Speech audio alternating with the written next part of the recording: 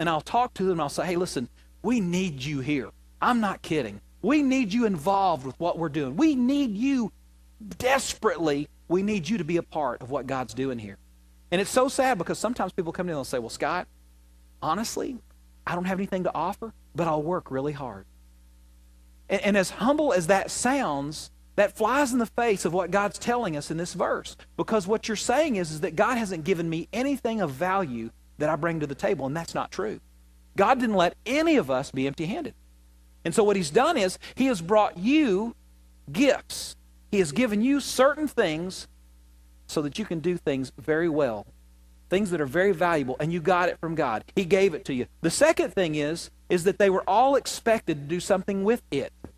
Not only did we get it from God, our potential, but God expects you to do something with it. Matter of fact, the punishment we read about in this story is about one of the servants, one of the folks he leaves behind. They're not going to do anything with it.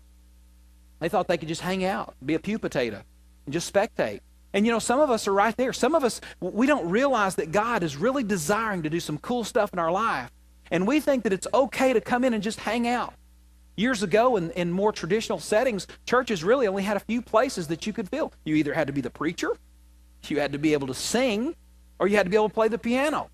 If you couldn't do any of that, then really you just were a spectator. And we have a whole generation of spectators, or pew potators, if you're from Arkansas, in the church. And that's just not what God's plan is.